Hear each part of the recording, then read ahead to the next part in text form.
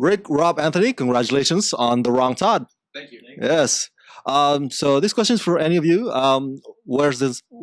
How did this inspiration for the story come to be? Well, we shot it as a short first, and it was it kind of resonated with people, so we decided to make it into a feature.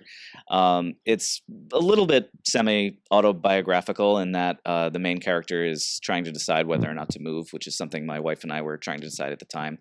So this was a bit of therapy on the page, kind of an externalization of the internal conflict I had. And then things got weird, and there was an evil twin from a parallel universe, and that's kind of how it happens. For the producers, what made you want to be involved with this project? You know, what is it about the script that stands out? The thing that stood out to me was the short. The short was really charming. The characters were great.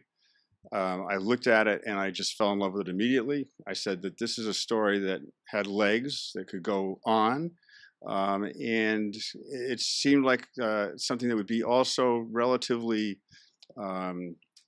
easy to shoot budget-wise. That was it was doable. It was, and that combination of things meant that it was a film to me that could punch well above its weight, and that's important I think in an independent film format.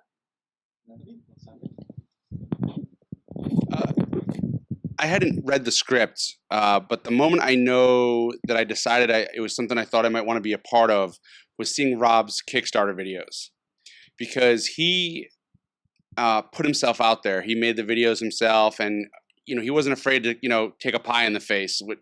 Philosophically, he didn't literally do that, but he put himself out there in those videos, and they were funny, and I could tell that he had good comedic timing and that he knew what he was doing. So that if when a low budget film like this, you have to put a lot of time into it. And it's, do I want to dedicate a few years of my life to a project with someone that doesn't get it or it doesn't have that sensibility? And I knew, I'm like, this is someone that knows what he's doing, and I think I can help him, and I think that this is a project that excites me. And then I got involved and saw the script and all that, but it was the Kickstarter videos. Talk a bit about the science fiction part of the story. How did you tackle it independent? Because we're in the independent cinema or independent film festival celebrating independent cinema. So talk a bit about tackling that within your budget and all that good stuff.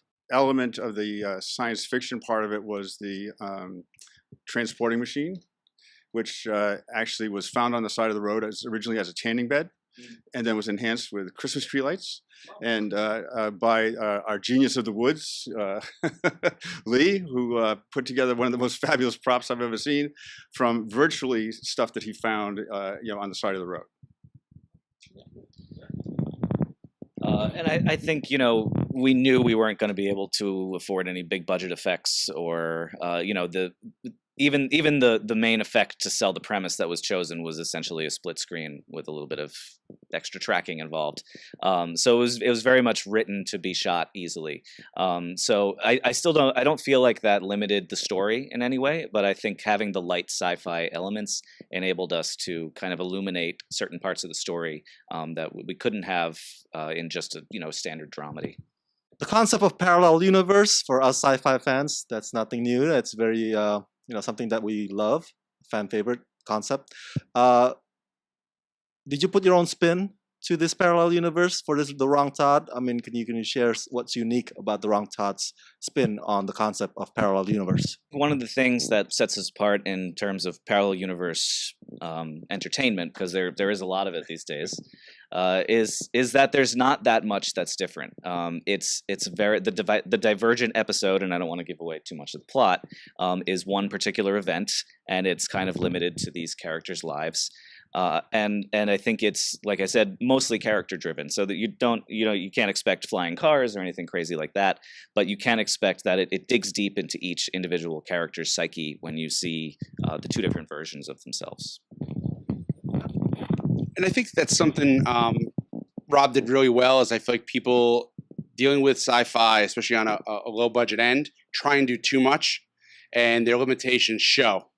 And I think Rob knew, what we had budget-wise and what we were dealing with, and said, you know what, this is just a backdrop. I'm not going to overthink the parallel universe. I'm not going to overthink the sci-fi. This is a character story. I'm going to tell the character story, and the sci-fi elements are just a backdrop. So I think it made it easier to deal with that when you weren't that wasn't our lead punch was the sci-fi. The lead punch is the story and the characters. And when you have that as just a backdrop, it makes it easier to complete what you're trying to do. Is I think a question mostly for the director, but the producers can chime in as well. The cast is fantastic, and can you talk a bit about how you cast these lovely actors? And was it part of the requirement that each of them would be able to play like dual roles?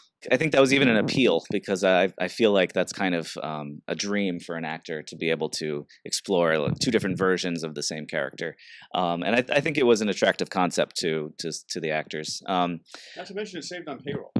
that's right. Yeah, the day rate was very manageable. So we knew Jesse was going to be involved because he was in the short, and I've known him for years and years and years, and he was always a champion of the project.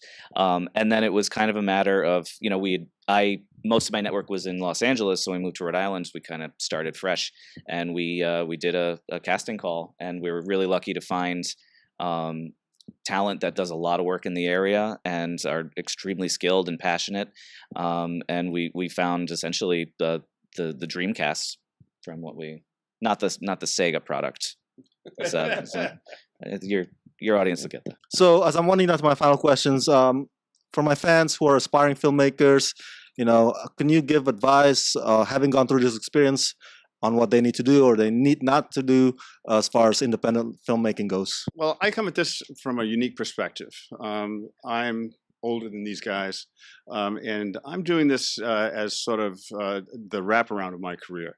I spent 40 years walking through the desert of advertising, and when I retired, I really wanted to do something creative and fun and use the skills that I'd gained from my time in advertising, doing commercial videos and TV commercials and stuff like that.